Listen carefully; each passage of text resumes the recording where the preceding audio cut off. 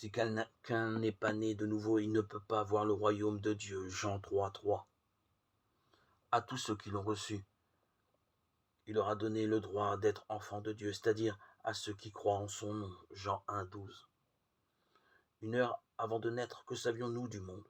Si quelqu'un nous avait expliqué que nous allions devoir respirer, qu'un jour nous marcherions, que le monde est bien plus vaste que le sein maternel, à supposer que nous ayons pu le comprendre, qu'aurions-nous pu croire? Or, entre notre monde et le royaume de Dieu, il y a encore plus de différence qu'entre le sein maternel et notre présence dans ce monde.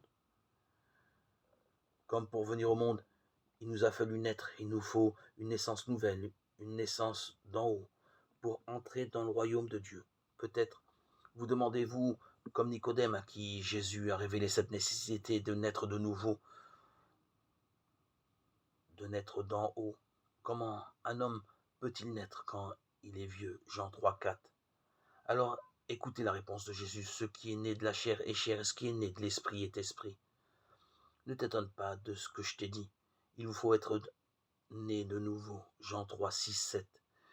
Cette naissance d'en haut dont parle Jésus est spirituelle. Elle tire son origine de la parole de Dieu, de la foi en Jésus et de l'action de l'Esprit Saint en nous.